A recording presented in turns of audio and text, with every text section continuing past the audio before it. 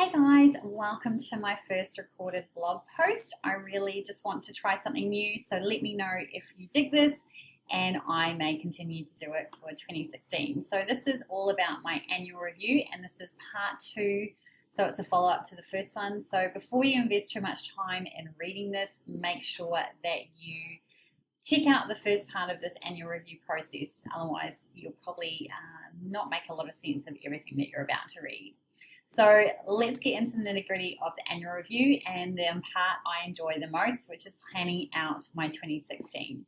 This part of the process takes a little bit longer to do and has taken me almost 2 weeks to really nut out, with the ability to be flexible with how it all pans out, being key to my own success and sanity. So what I mean by being flexible is my goals being flexible and how they sort of pan out for 2016. So while there might be an overarching goal, there'll be a whole bunch of mini goals that go with that, and it's those little mini goals that need to be flexible and need to be able to be changed as things happen. So while I'm still following Chris's plan, I don't really like the spreadsheet aspect of it. It's not really that visual, which is what I am. I like to visualize my goals, but it is helpful for my initial planning process. I won't refer to this again until this time next year when I'm going through and doing my annual review, because it just doesn't inspire me to keep on track. Now I know that Chris checks his every quarter. I just won't do that. It's whatever works for you, right? So what does inspire me is my vision board. And this year I've decided to create it in Pinterest. So each morning I'm going to look at it and it will keep me on track towards my goals, and I'm going to continually keep adding to this over the next sort of 3 months. And if you want to make your own, just make sure that you edit the pins to include the goals that they are associated with. As you can see from this image here, each of these images has a goal associated with it, which makes more sense to me when I'm checking my vision board, and then I can go, cool, I know that that image is related to a goal. Just helps to keep me focused. So what I do love about Chris's process though is that he has several categories that he creates goals under. So rather than just going to set a whole bunch of random goals, this seems to work really well for me. So it worked in 2015, so I'm going to continue with it in 2016. So before we jump into the goals for 2016, I wanted to quickly recap my results from 2015 first. So this will give you a better sense of how things went for me and how they have influenced 2016 goal setting. So here are the results. So they're based on each individual category, and there is an overarching goal that has a ton of mini goals associated with it as well. So while the below might look bad, in terms of my mini goals, I actually didn't do as bad as I thought. So for my writing goal, I had set create a business around self-publishing, which included coaching, teaching, and writing. And I was only able to partially achieve this goal. I was able to create a business around my books and consulting with other authors on helping them get their books launched, but I didn't quite hit the mark when it came to creating a solid business around self-publishing. So this is going to be rectified in 2016 through the launch of my new site in partnership with my great friend Steve Windsor in authorbasics.com. So more details on that below. So friends and family goal was to improve communication skills and visit family often. Again, I was only able to partially achieve this goal while we were in New Zealand. In the first half of 2015, we were able to visit my family often, but once we left and headed to Thailand, that just wasn't an option. And I was really slack in keeping up with communication with my loved ones. Sorry about that, guys, which is actually not like me, but given all the drama that went on once we left Thailand and headed to Canada, my head was just out of sync and my heart was breaking. So it just wasn't in the right headspace. So travel goals was to move to Canada. Obviously that didn't happen. If you want to know the gist of what went on, read the first part of the annual review process rather than having me rehash it out here again. My health goal was to lose 15 kgs and exercise 3 to 4 times per week consistently. This was partially achieved. I was able to maintain my weight rather than lose anything, but I did exercise 4 to 5 times per week for the first half of 2015. Then I was able to lose 2 kgs in the last month. So that is great that I've been able to do that. And that's mainly due to adjusting one of my mini goals associated with my overarching goal, and I'll explain a bit more about that below. My learning goal was to learn Spanish and learn how to create sketch notes. If you've never heard of what sketch notes are, it's basically turning your words into a picture, which is amazing for me because I'm a visual person.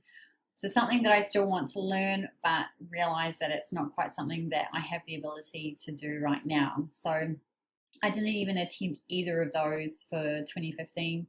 And I find that my learning goals tend to fall to the bottom of my list. So for 2016, I'm going to make sure that I change that and try and hit those goals as I go.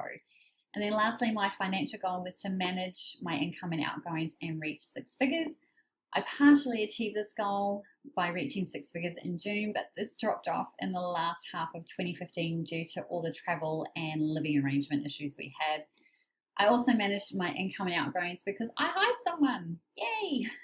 It's not my forte numbers, so I find it's best to outsource things that I don't like or that I don't have skills in and I don't want to learn. So I'd recommend you do the same. So if there's something that you don't have a skill in and you don't want to learn it, just outsource it. It will just make your life just that little bit easier. So those were the overarching goals for 2015. In order to achieve these goals, there are lots of mini goals and milestones that have to happen for them to be achieved. So without going into too much detail, I will just give you a quick rundown on what the breakdown was. So for writing, I had 4 mini goals set to help achieve the main goal, and out of those 4, I achieved 3 of those goals. So I consider that to be a pretty good win. Business, I had 5, and then I achieved 3 and partially achieved 1. So again, pretty good as far as I'm concerned. Friends and family, I had 4 mini goals set for that category, and I achieved 1 fully and partially achieved 2. Again, I'm pretty happy with that result. Travel, I had 3 mini goals set for that category, achieved 1 and partially achieved another. Still good. Health, I had 4 mini goals set for this category and achieved 2 and partially achieved 1. Still a win. Learning, major fail. So definitely something I'm focusing on for 2016. Financial, I had 3 mini goals set for this category and partially achieved 2, so still not bad. And it was the only category where I was actually doing something that I didn't fully achieve a goal in, so I think that's pretty good. So that was 2015. 2016, come and get me. Super excited for 2016.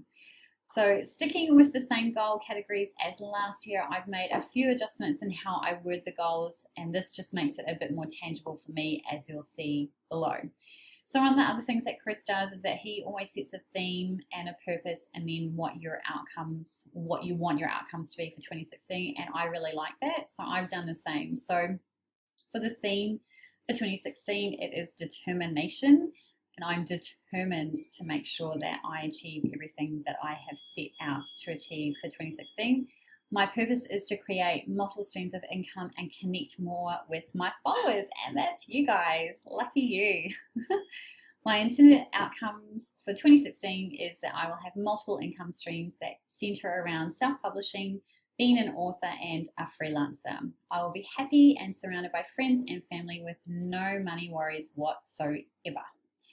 I think it's really important to set this purpose and to state what you want 2016 to look like in terms of your outcomes, because if you don't have any direction, it's difficult to set a course and know when you're going to be successful. At least that's how I look at it.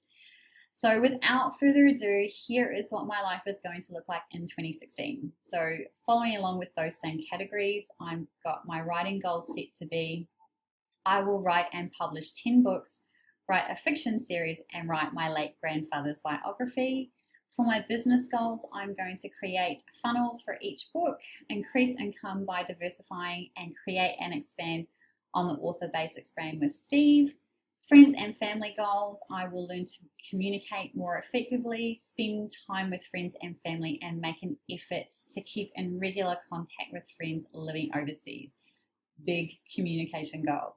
Travel, I want to take shorter, regular trips away, so 4-day weekends, finally take our honeymoon and implement plans to move to another country. Health, I'm going to lose 12 kgs, exercise 5 times per week, and eat well through flexible dieting strategies. Learning, I'm going to read 12 books, attend at least 2 entrepreneur-focused seminars, workshops, conferences in person, and fully immerse myself in self-publishing. And for financial, I'm going to make 6 figures net and never have to worry about checking my bank balance again. Of course, there are a ton of mini goals that support all of these goals with deadlines set. These will govern how my to-do list and Todoist looks for the next 12 months, with again them being flexible. So I've started to set those up, but they will probably change as the year sort of pans out. So other goals may come up as well, but they'll need to be reviewed against this category list to make sure that they align. If they don't, then they'll just get shelved until I'm able to fit them in, or they'll just go into 2017 goals. So by setting goals in the present tense, I find that it allows me to visualize how things will actually look, and all those micro actions that need to happen will just become just that little bit clearer, as I said. But right now, this is enough to set my path for 2016. Happy New Year, guys. I wish you all the best. And as you farewell 2015, think about your own goals and then make sure that they're meaningful to you and measurable. And I'll see you on the other side of 2016. Take care.